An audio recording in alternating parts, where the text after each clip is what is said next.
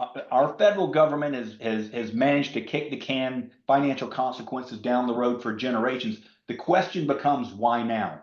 Why can't we continue to kick the can down the road? All right, get on with it. All right, welcome everybody back to our latest installment of Bugle Notes. I'm Stephen Weitzel, managing partner here at Reveille Wealth Management, joined by a host of my partners here at Reveille, Joe Perdue, Chris Hill, Patrick Hill, Michael Benicelli, and Chad Smith. And we're continuing this discussion about America's debt crisis and how it can impact investors, what the potential risks and opportunities are going to be. So appreciate you tuning in for our first episode. As we pick up today, we're going to try to pick up where we left off at the end of that first segment, where we were really talking about what the path forward looks like, what some of the opportunities are going to be. So thanks everybody for being here. Patrick, take it away. All right, welcome back. Glad to be back this morning. So where we left off last time was the gut punch, right? Where we talked about America's projected liabilities. And again, this isn't coming from Reveille. It's not coming from me. It's coming from the U.S. government's financial report, right? All the stuff we talked about in the last meeting and this meeting are not our information. It's not our math. It's our government's math.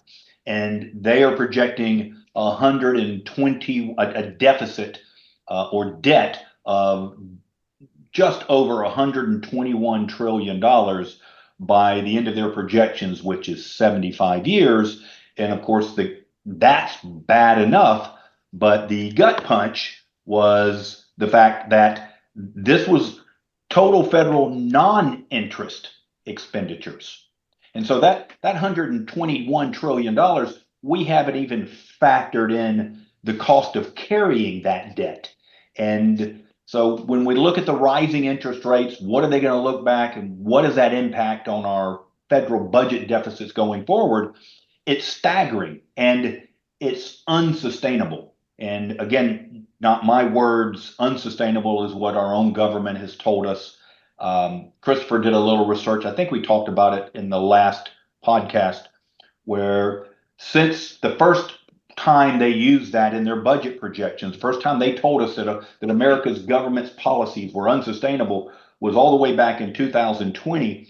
And since that time, in this one document, right, this one document that they put out, they've used that term unsustainable or not sustainable 333 times.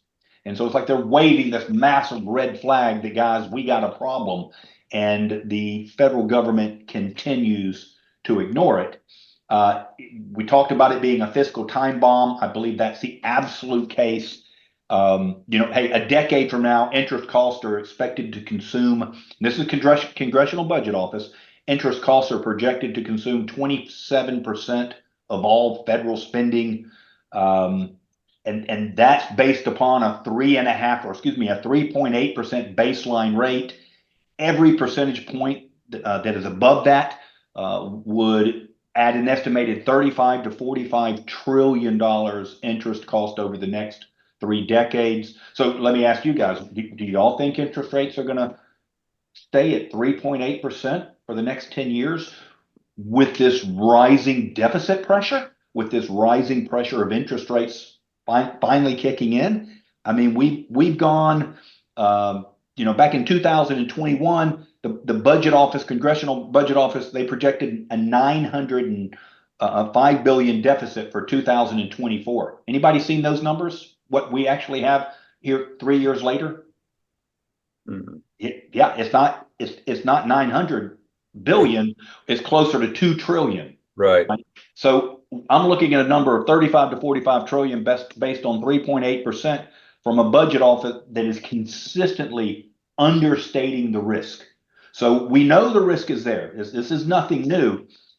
Our federal government has managed to kick the can, financial consequences down the road for generations. The question becomes, why now?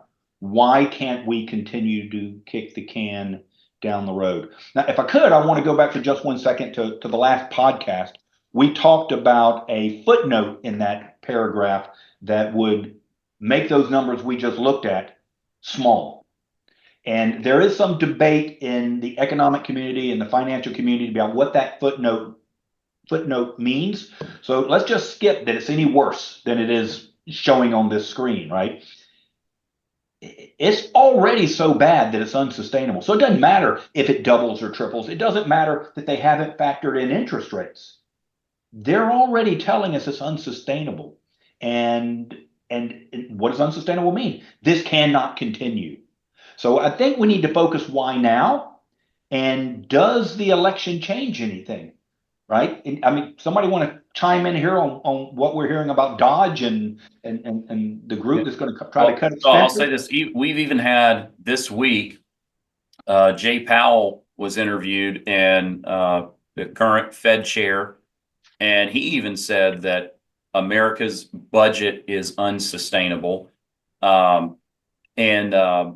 Certainly want to hear Chris's take on this, hear Joe's take on this, but the reality is that people have been saying that we know that we've been on an unsustainable path for decades, but it hasn't actually translated into the crisis event.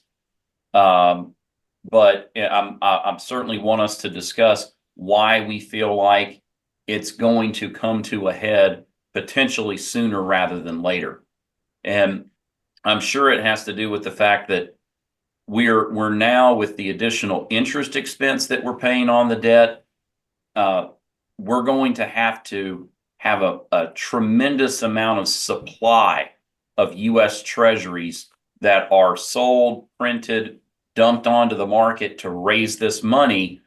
And in a market driven by supply and demand, the cost of that debt could potentially rise substantially unless there's some sort of intervention.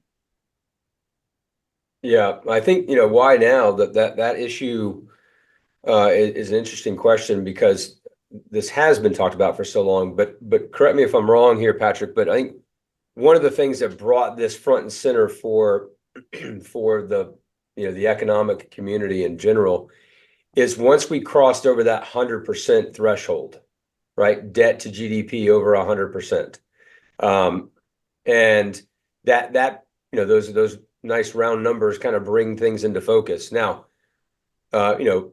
we've kind of soared past that now, I guess, and we're on a trajectory of continuing to get worse. But is that one of the things that makes it more in the crosshairs for the financial community? Is that Yeah, I think that's a symptom, right? That's a symptom of what's causing this. I mean, the projections in the financial report are 150% of GDP within, I think, 10 years, and eventually 300%. We won't get there, right? Because it'll fall apart before then. And that's the whole thing. What does it mean? And we'll get into that, right? What does it mean when this falls apart?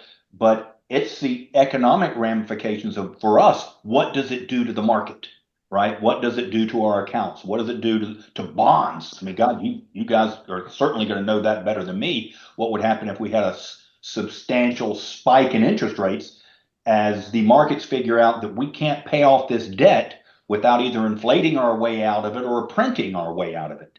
And what does that mean? So I'll say this, and we talked about it some last time, and how the Japanese economy and the way that their markets have behaved for the last number of years could potentially be a reasonable roadmap, because if we looked at their debt to GDP numbers, they surpassed the 100% debt to GDP long ago. I think they're north of 200%. They're at 255 currently.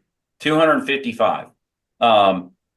And so where in our mind, and the classical Keynesian economic principles would say that there's so much debt that has to be issued that surely the interest rates have to be much higher to be able to have it placed into the market.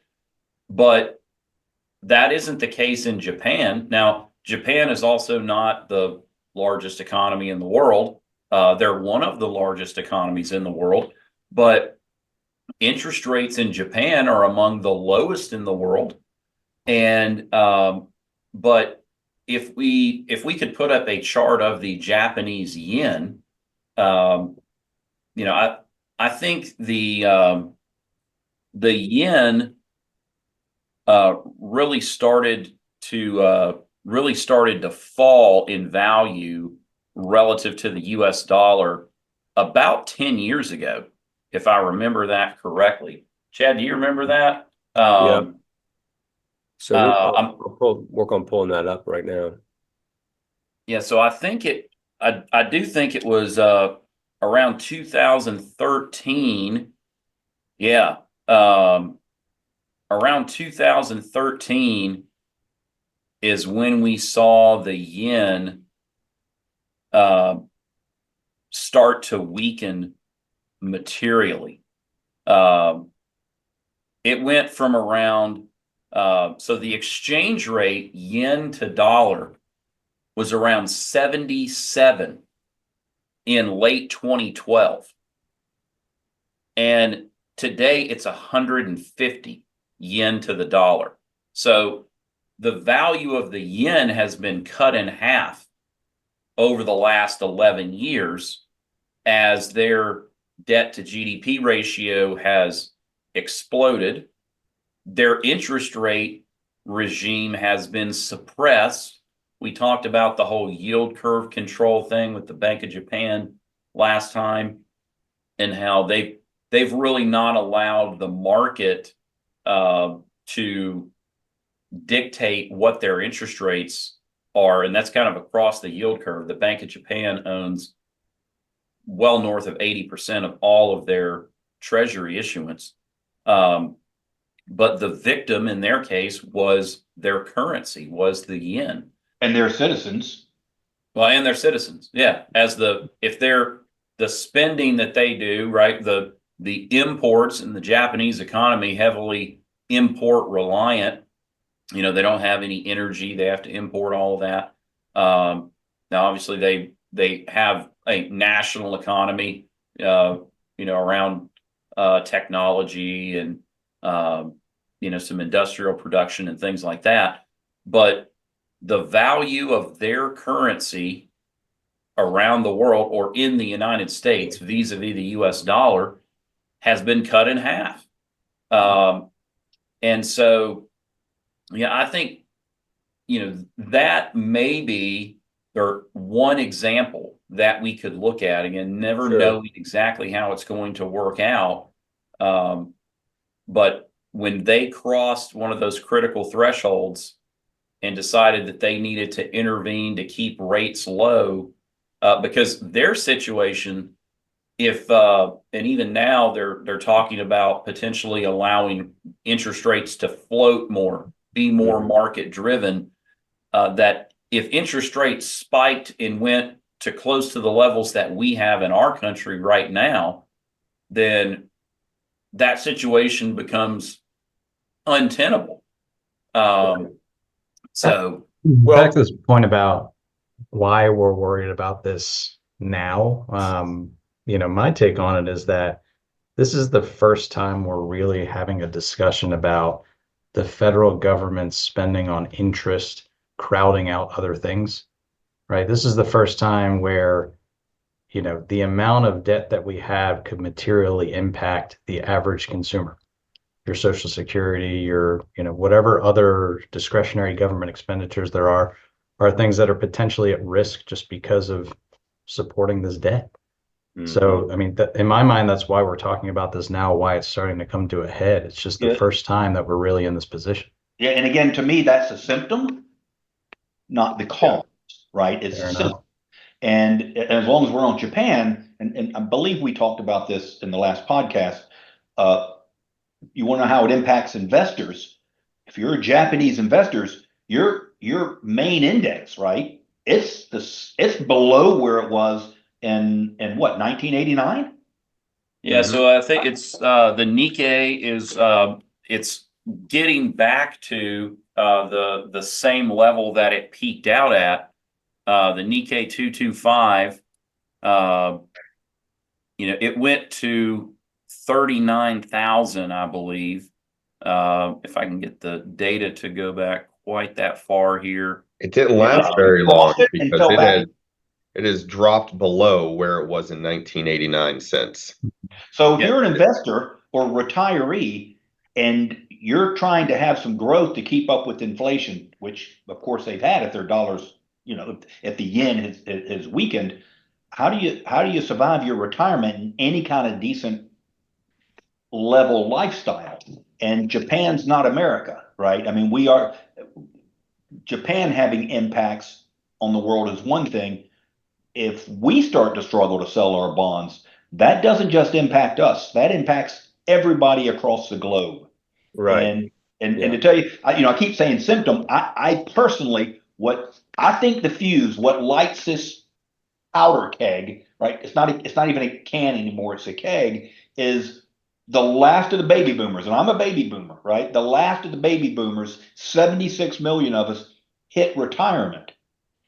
To me, that's the fuse. That's what makes this unsustainable, is that you have 10,000 to 12,000 people a day retiring. Do the math on that, right? That's 3.7 million Americans every year to 4.5 million or 4.25 million Americans every year leaving the workforce and no longer contributing to a pay-go situation, right? Social Security and Medicare is paid for by workers. And it will be the first time in our history that we have, I mean, when this thing started, we'll get into it a little bit here, but it's the baby boom generation to me that is hitting the retirement that is going to be the catalyst for the problems. And well, and so to that point, real quick, Patrick, let me just chime in on this. Every day, we as financial advisors work with so many people who, most of the folks we work with have means, right? They have assets that we're managing for them, and they're fairly well off in general. But yet, as we all know, even those people that we work with still rely heavily upon Social Security and Medicare in retirement. It's a big component of their cash flow, their cash flow needs in general, even if they have means. And we're working with the top, X% of folks in America. If you expand that out to everybody else that's going into retirement, that is even more heavily reliant upon government assistance, so to speak, right, or support in those ways, it absolutely paints a bleak picture for a ticking time bomb, like to your point. And so, to the extent that those benefits, back to what Michael said, to the extent that those benefits now become under scrutiny from just a budgetary standpoint, because they have to, as interest expense rises at the federal level, that will certainly bring all of this into an extreme focus on the political, front. One of the charts that we showed last time, Patrick, is the one where you have all of the federal expenditures, whether it's defense, Social Security, Medicare, and then the interest expense, right, was growing. Chris made a comment about how in those projections, it looks very peaceful, no wars or anything like that would cause the defense spending to spike for some period of time. But, I wonder if one of the solutions potentially is that, between now and 75 years from now, you've got, for the way that Social Security is currently written, you've got a generation of people that haven't even started working yet that are promised benefits. And potentially, if there is a way, and if there's a way to say, look, these benefits, we're not going to promise them to people who haven't even entered the labor force yet. That maybe, being able to strip away those future payments could help out. And so now, instead of it continuing forever and ever, it becomes, it becomes the, the elephant in the snake or something. And eventually it goes down. And maybe that's something that, this Elon Musk, Vivek Ramaswamy government efficiency thing, where they're trying to eliminate expenses, maybe they consider those things.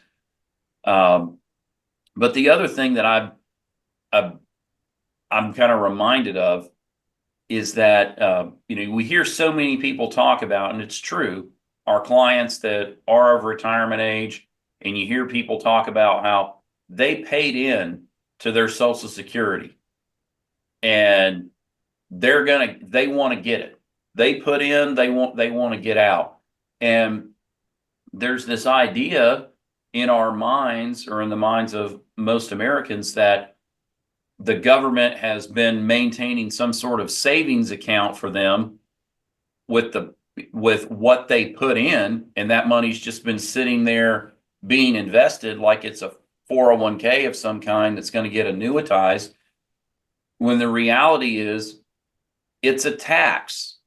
And even though there is a promised benefit, that if the federal government decided that they wanted to not pay those benefits because the Social Security Trust ran out of money, whatever it is, that we're really not entitled, quote unquote, to those benefits, I would think, given the fact that it is a tax. And Well, there's And that's been decided on the court level, the Supreme Court level, going back to just after when Social Security originally began, right? It was sold as, to the American people, to the voter, it was sold as, hey, much like a 401k, right? You own this. We're putting this money away for you as individuals. So that's how it was sold to the public. But the first time it went to court, the government pitched it, as you just said, Stephen, a tax, as a Yep. tax. But it is structured as a pay-go system where it pays for itself as you go. And so by current law, and of course they can change the law, but by current law, the federal taxpayer cannot be forced to pay for Social Security when it's not paying for itself. So that's why you hear about this, and you'll see it anywhere from a 17% cut in Social Security to, I think the last Congressional Budget Office said it would be a 20, anyway, they'll 21, only something like have the that. money to pay 78% of, Yeah. and that's because under current law, the taxpayer can't step in and make up the difference. Once it theoretically goes broke, which projections are 2034, 2033, they run out of money. So 2034, by current law, there has to be a cut for what money isn't there, right? And that would average around a $17,000 cut per couple. If you have two people collecting Social Security in a family, $17,000 cut. You talk about devastation to the economy. That sends half of retirees into poverty levels. okay. And so it's a massive crisis. And I think what Elon Musk is doing and Dodge is trying to do, it has to be done not to prevent what's coming, but to lessen what's coming. We're financial planners before anything else, and I think Michael and I can attest that when I'm meeting with anyone ages 30 to 50s and mid 50s, part of that financial planning process, the number of times I have the conversation where the individual tells me, just don't even include Social Security. I don't want to count on it. And that's not me projecting on them. That is them coming to me and saying, I have no plans to expect that benefit for that system that I'm paying into. That's a pretty telling sign when just an entire generation not counting on it. They Yeah. realize the Ponzi scheme is collapsing.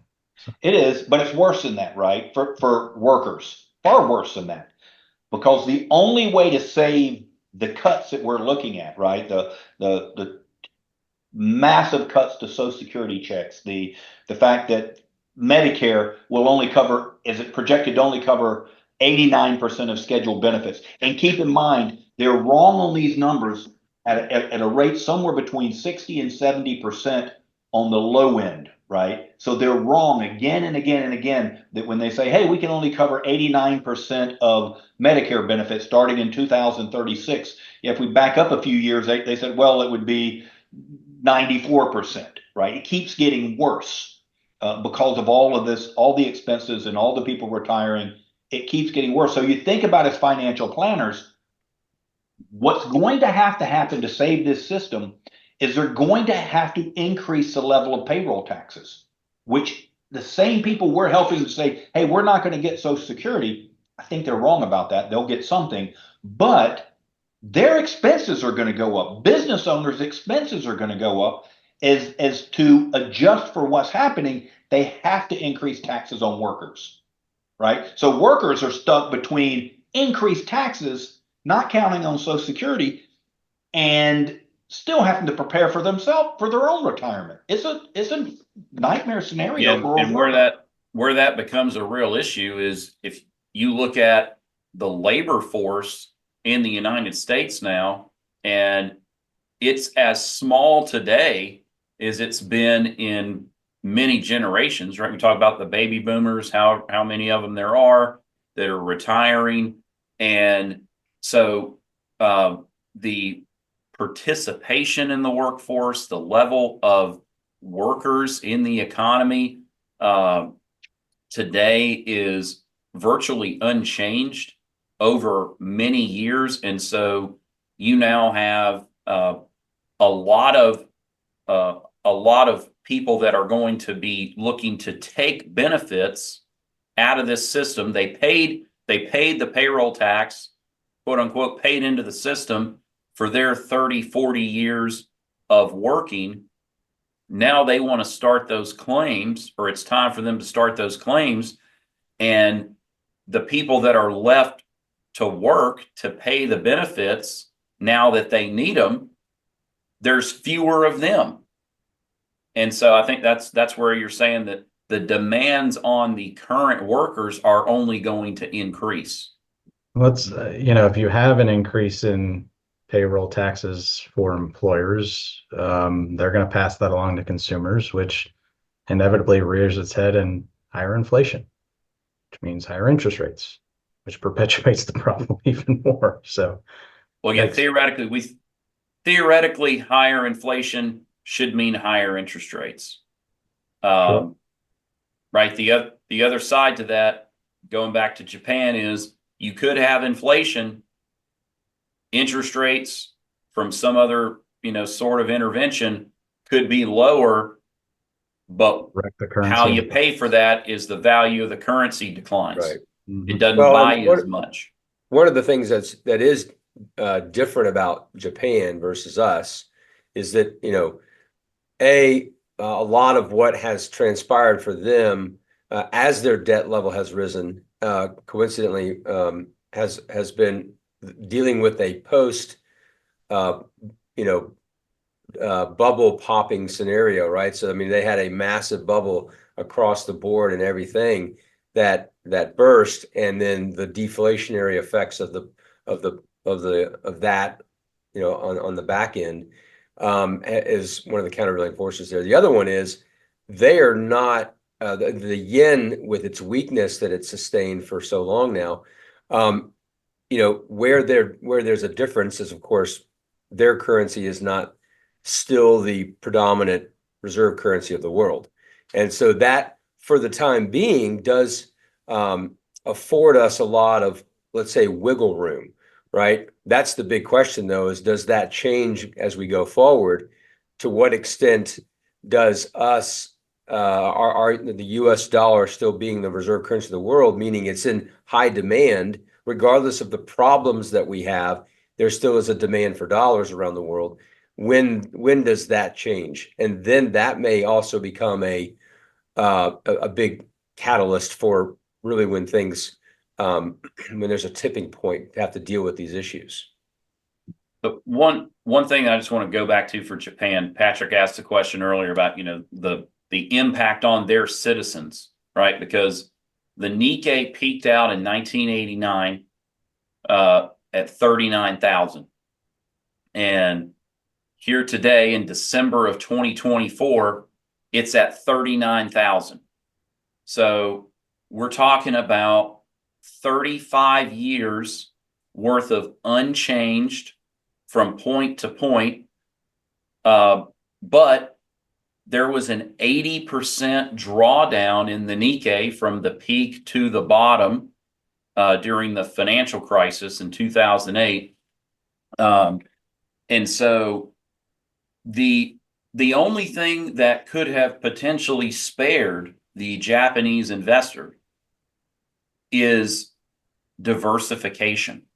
Right. If they didn't have all of their money in the Nikkei, and I certainly wasn't in the business then, we're going to have to go to Patrick on this. But Patrick, you'll remember in the early days of your career, in the 80s, certainly in the late 80s, Japan was red hot. That's all people wanted to own. It was one of the best performing markets in the world. The Japanese were going to take over the world. It was on all the newspaper covers, the magazines, Toyota, Honda, Sony, you name it. And one of our other podcasts, Michael, I think one of the, no, it was the first one that Chad and I did, the Eras and Dynasties. Mm-hmm. Yeah. Talked about how there was a time at the peak of that Japanese bubble when the square mile around the Imperial Palace in Japan was worth more than the entirety of the real estate in the state of California. That's how big that bubble was. And you couldn't convince people. People did not want to be convinced that they shouldn't own Japan. It's making them so much money. And here we are 35 years later, it's in the same place. And what's the big index today, right? You guys tell me, what's the big index? What would be the equivalent today? The S&P. The S&P. Mm-hmm. And if you ask clients, what do they tell you? If you ask some of the bigger firms, what do they tell you? And so we're talking about what happened to Japan, right? For the citizen at the time who, if their financial plans were buy and hold and use 2 or 3% growth or 5% growth, whatever the growth number their financial planners projected for them, and we're going to draw that down and make sure that your retirement years you can sustain. It didn't work for them. And I think we could go through all the slides that I have in the book that we're writing. And the bottom line is, if you believe America and the world, right? Because if you look at the baby boom population, again, being a symptom of declining birth rates worldwide, right? That is not a growth scenario that's projected going forward. And so if your financial planning model is to ride this storm, to hang on, I personally believe a client can be financially wiped out for this if they're not nimble, right? That model would not have survived what happened to Japan, right? It wouldn't have survived. Your portfolio would have been crushed. But look at the opportunity, because Stephen, you said it fell 80%, which is correct. And I think we're probably looking at those kind of numbers if this occurs. That is devastating for the buy and hold investor. It would not be devastating for a client that's more nimble. Right. It should not be as devastating, because in addition to the fact it's right where it was 30 years ago, 35 years ago, guess what else? There was a lot of opportunity, because it's up 80% if you were playing it from the bottom. Right. And while Japan was undergoing a massive correction starting in 1990, a lot of that money that had poured into Japan, it rotated out and went to the United States at that time, right? In the 90s, obviously the US market was red hot, dot-com bubble. And so, that goes back to this idea of diversifying. You can't have this home country bias, and that capital is going to flow to areas where the valuations are lower, where the return on capital going forward should be better. Probably very, very appropriate comparison for people that are overly exposed to the U.S. market today. Yeah. Well, and I think, as we examine the implications of this word we keep using, the unsustainability of the path that we're on, and those implications eventually, equating to a problem for U.S. denominated assets, perhaps in the U.S. dollar. A lot of people that are thinking about this now, the default is, well, we just need an alternative to the dollar, right? So that's why there's this infatuation now with let's say, cryptocurrencies to such an extent today. But really, to your point, Stephen, what will ultimately most likely happen is capital will flow around the world into different asset classes.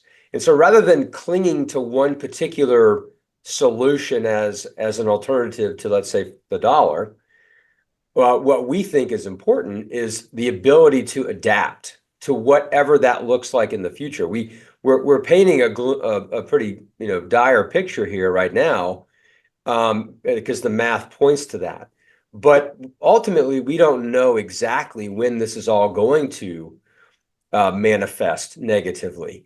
And so what is so important for people that have whatever particular timeframes they have is to be able to actively adapt to the environment that is prevailing at the moment, whether that's other currencies benefiting or going up, or other asset classes around the world, and being able to navigate around that actively is going to be important. Yeah, if we just kind of go back, one of the questions that Patrick asked a little bit ago is, what are the implications of an incoming Trump administration on some of this, with the level of debt that we have? The first thing we need to do is just stop seeing it rise. But in order to do that, there has to be some material changes to the level of spending. And then secondly, when you talk about this alternative to the US dollar, one of the things that Trump just came out and said is that, because there's been a lot of talk about the BRIC countries, Brazil, Russia, India, China, South Africa, that they want to potentially create a currency that they're going to use more so than the US dollar, and have a basket of currency that the world can use and settle in. And Trump just came out and said, if you pursue that, then we're going to have massive tariffs on anything that you want to bring into the United States. So maybe that arrests that for some period of time. Don't know. We can talk about it. But I want to ask, do we think, so Musk and Ramaswamy think that they can eliminate $2 trillion, I think, a year in federal spending. Do we think that that's possible? How do you come up with that? Even if that is possible, it doesn't mean it's not painful, and the market definitely doesn't like pain. Right. Yeah. Imagine the news, the nightly news when I mean, you can see it, right? I mean, you can see the pushback you're going to get, and it doesn't matter who's in charge, right? They're all seeing those warning signs that we're all looking at, because you just talked about the reserve currency. That's a warning sign, right? We talk about the rising debt to GDP, warning signs, increased interest, warning signs that we have problems. And what we're hearing from early in the Trump administration is a lot of these things we're all worried about, they're going to try to address. But if you think it's going to be smooth sailing, that they're going to get everything they want without political damage, right? So we might have a 2-year window that it really gets addressed. But we're already seeing pushback from the current administration, and they would be, if you flip the page, right? I mean, I don't want to put this all on the Democrats because it's not, right? This damage is bipartisan. This economy is bipartisan, and so if you flip the page, right, you say, well, what if the other side had won? They'd be forced to address these issues on some level, and the Republicans would be pushing back. So it's going to be a political battle no matter what. Yeah, and there's Patrick, I saw last night coming out of a meeting with Musk and Ramaswamy, one of the congressmen stating that, a problem with getting anything done is going to be the people that were just in that room in the meeting. And, I think we understand a lot of those underlying political issues that are going to represent resistance. But I'm curious if you've heard, if we're being, as we think through this, as we're being good devil's advocates, is anyone anywhere making an even semi-credible case that we're going to grow, we're going to have economic growth in the U.S. beyond anything we've ever had? We're going to convince everyone to start having a lot more children globally even. We're going to all retire much later than we'd expected. Any set of circumstances that could possibly get us out of this without the pain that you're mentioning in terms of cuts. So there has been, and we could go over it, but take an entire other podcast, right? There have been some articles written, some white papers that say, can we avoid this? Is it still within the realm of possibility to save us from what's happening? And if we didn't have any political costs, the answer would probably be yes. But there's too many. Everybody wants to cut expenses until it's their ox, right? Until they're the ones being hit by it. The seniors. I'm a baby boomer. Can you possibly imagine how baby boomers would react? How I think it's 72 million of us are left. How we'd react at the voter booth if their paychecks are cut. Yeah, but you're saying in these white papers, as an example, even those are talking about deep cuts. There's no one making the case that the cuts are avoidable. No. It would take some level of cuts, some level of tax increases. The mathematical numbers are maybe who is it? Argentina that's doing that had the amazing turnaround. Yeah. And so, is that a possibility? I personally don't believe so, and I have not seen anybody that says this is not going to involve pain. It absolutely, in my opinion, absolutely is gonna wreak havoc on the markets for a period of time. And Joe, you know this. You're a military guy. I am as well. Pain is weakness leaving the body. But we just have to control that. We don't want to go out and break our limbs. What's interesting though, Chris, is that the idea of economic growth on a scale that would pull us out of this seems so unreasonable. That making that, I just don't see how that's anything but a flimsy case to make. Though I've heard some of those rumblings. So, from both sides. Yeah, butterflies and rainbows and cupcakes. Yep. And Patrick pointed this out, maybe it was in the last podcast, that the demographics don't lend themselves to that, right? We don't have the population growth that we need to grow at that rate. So nor the desire. Not possible. Yeah. Elon's leading that charge too, though. So that's right. So none of those have worked. Right. None of those. China is, and we talk about peak Japan was 1989. I personally think peak China was the last Olympics, right? When they wowed everybody. I think that was the peak, right?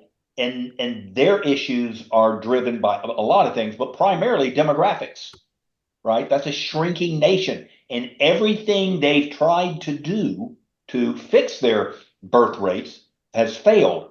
Same thing in America, right?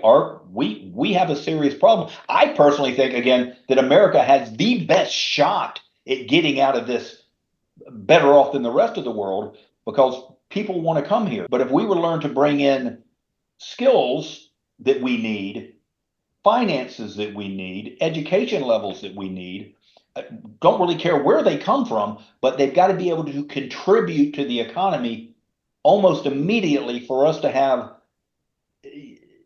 the ability to grow our way out of this at all. Because we can't do it with our population because our population is shrinking. Yeah. Hey, two things that I want to bring up. First, you mentioned China and their market, right? So the CSI 300, but they're S&P 500. So it kind of had this little double top back in late 07 and then again in early 2008, right? So leading up to the 2008 Olympics. But it traded to around 6,000. Their CSI, or the CSI 300. We'll put up the chart for everybody. Today, so here we are, 16 years later, it's under 4,000. So they've lost 33% in the last 16 years. Not fun, right? If you're a buy and hold investor. Now, those were some of the earlier days in my career.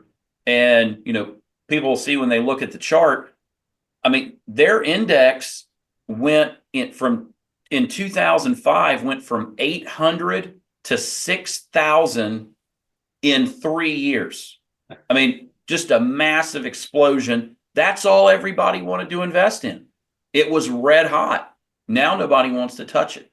Well, and Stephen, interestingly, with ahead, China Ron, as well, I don't know if you saw the story that came out recently about how they've suddenly discovered all of this off the books debt that's been floating around in some of their local provinces. So they have estimates of $2 trillion in additional debt that all of a sudden materialize that they've got to pay off. That's insane. So that was one, just talking about China quickly. Second, and this kind of goes back to one of the main questions that Patrick asked at the beginning was, why are we really having this discussion now, or thinking that things come to a head now? And with the Trump administration coming in, some of the other folks that we read and that we follow, we talked a lot about Larry McDonald and his book and his thoughts, and the group that he belongs to, ACG Analytics, based in Washington, D.C. They think that the Trump administration may be very likely to use the Reagan playbook. When Reagan came in 1980, got installed in January of 81, that they took the pain early, that they had their policies in the first couple of years. I believe they had congressional control as well, but they took pain in the first 2 years because they believed if we do this, then we will heal and things will improve, right? It was Reaganomics, and he was blasted by the media and the liberals for those couple of years worth of pain. But by the time they got to the general election in 1984, when he was up for re-election, things had turned, won in a landslide, right? And it was the whole, they don't call it Reaganomics anymore. And so potentially of why we're talking about this now, or why this is something that could be on our doorstep sooner rather than later, is that there finally is a group of people that are recognizing these are problems that have to be addressed, arrested, right now before they get any larger. And to do it, there's going to have to be some pain. And with control of the White House and Congress, they may choose to take the pain early in hopes that by the time they get to the general election in 2028, the next presidential election, the tide will have turned and maybe things could potentially be improving by then. Yeah, I think that's right. And the book we're writing, we call that financial chemotherapy, right? That we're going to have to experience pain or the body dies, right? But if we can get this under control, and I don't think we can get it completely under control, but we can certainly, any damage we take now to fix the massive issues that we have, the end result will be much better than certainly the path we're on, which is unsustainable. Yeah, but how quickly can policy inflict that pain to correct the long-term issues? Because we as voters are very quick to turn on whoever inflicts that pain on us. Well, it's going to come down to the question of political will and, I guess some kind of a massive campaign to educate the U.S. populace on, why you need to take the pain. Ultimately. Because we don't know how to spend money for the last 2.5 decades. Yeah. It's our fault that you're going to experience this. Now it's up to you to fix it or be okay. It's going to be a difficult process. That's for sure. Well, I think it's going to be one of those where we can either accept some level of pain, because if the market does it for us, right? It's hard to imagine that it would go this way, but when the International Monetary Fund goes into these emerging market countries that have gotten way overextended, and they have to do debt restructuring and all these types of things. The IMF goes in and they have some very draconian policies that they force these countries to adopt. They say, listen, you want help, we will come in and help you, but you're going to do the following things. And God knows it is painful for those economies, for the people who live there. But could we imagine the IMF or some version of the IMF showing up on our doorstep and saying, this is what you're going to do. We're going to help you, but you've got no other choice but to do this. If we have our own volition, we're willing to make some changes, they're probably much less painful than what those requirements would be, IMF style types of restructurings. Well, yeah. And, on this issue of the market being the one that kind of dictates the need for change, right? That often is the case. I think about the quote from James Carville a while back. Remember, he said that he used to think that if there was reincarnation, he wanted to come back as the president or the Pope or a 400 hitter. But he wanted to be the bond market. He wanted to come back as the bond market because you can intimidate anybody. Pretty astute comment.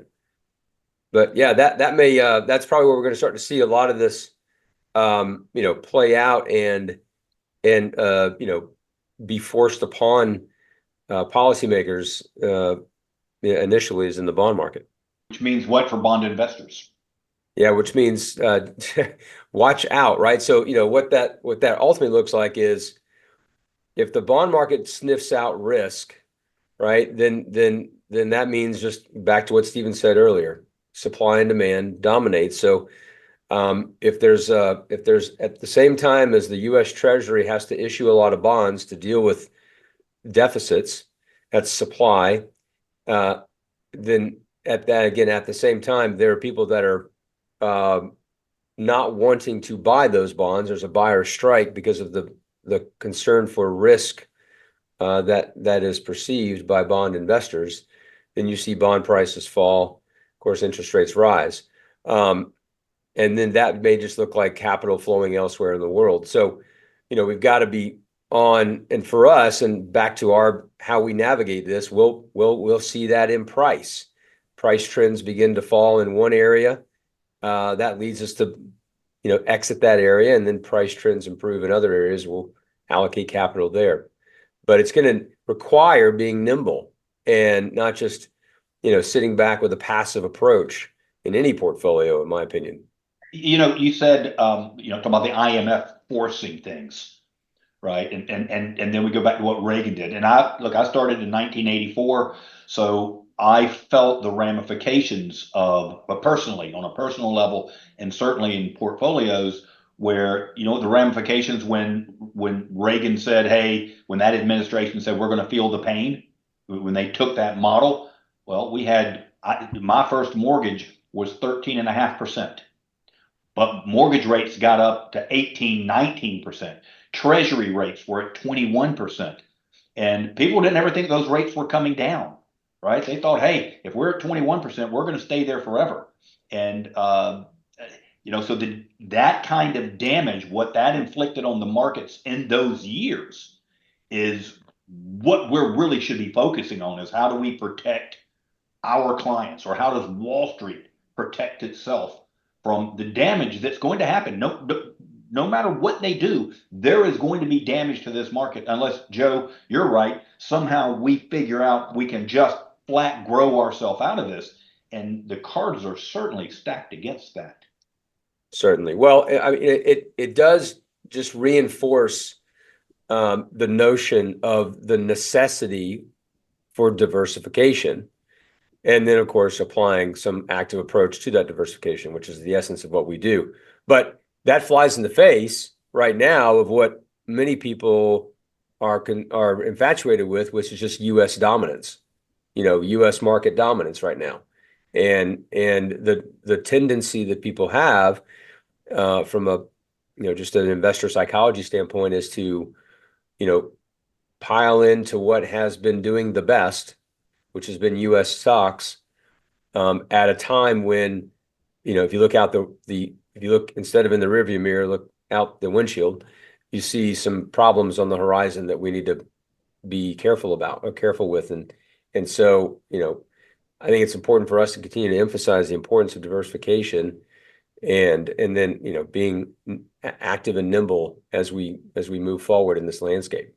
That's just like all the newspaper headlines back in 1989. If you hadn't invested in Japan, you were missing the boat, I mean, that's it. You have a very similar feel looking at domestic equity in opposition of everywhere else.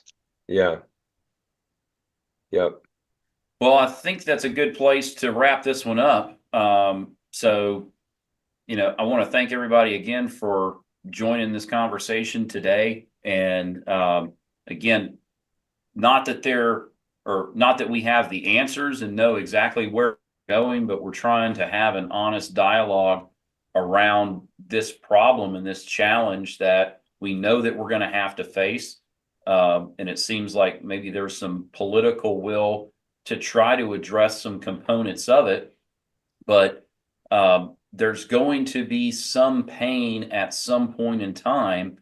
And we believe that for investors, they need to, first of all, make sure that they're not overly exposed to any one area of the market, remain diversified, but ultimately the best thing they can do for themselves to navigate through this evolving landscape is to have an investment strategy that can adapt to those conditions as well. Before we go, which we haven't talked about, that I think is critical to this, is that yes, I think there will absolutely be some pain involved. I don't know how we can possibly avoid it, but the opportunity it presents for investors, just like it might be a generational level problem for the financial markets, it is generational level opportunity if it's played right. And that may be harsh to say or to think about, suffering and winning at the same time. If done right, I mean, it could be a worldwide garage sale where unbelievably strong asset classes are going to go at garage sale prices. And you are wise to consider positioning yourself as an investor to take advantage of that. And that doesn't mean going to cash early, because going to cash early can, if we're talking about inflation and rising taxes, going to cash too early can do as much damage as riding through the storm. So tremendous opportunity, and positioned correctly, we can all do very, very well for our clients. And again, to that end, this is where we feel like people can go awry when they're faced with this information. You can potentially retreat. You can say, I think this is coming. Don't know when. Maybe it's sooner rather than later. We always see the headlines, either hear them on the radio, or they're trying to scare people into think there's a big thing that's coming in the next 90 days. It's going to impact everything about your life, and this is what you have to do immediately. This is not the nature of the discussion that we're having. And that anytime people get emotional, try to insert their opinion into this in terms of this is going to happen at this time, and they're trying to predict, that's when you can go to cash way too early. You could have been in cash for 30 years, with that mindset. But that's why we simply want to align with the trends in the market. The market will tell us when the time to do that is. But when the storm comes, that's not the time to sit on your hands and just say, oh, this is just a pullback like, any of the other ones that have happened along the way. That it would be a mistake at that point to think, I'm just going to ride this one out, because that one could be quite material. And investors will be better off doing something to try to avoid and minimize that impact, because if they can, there should be, as always, after some of these large falls, some tremendous opportunities to be able to buy things for the rebound and the recovery. So thanks again, everybody, for being here. Patrick, Chris, we're looking forward to the evolution of the book that you're working on and sharing that with our clients. But thanks again, everybody, for being here. Our clients and listeners out there, thanks so much for tuning in, and we'll see you next time here on Bugle Notes.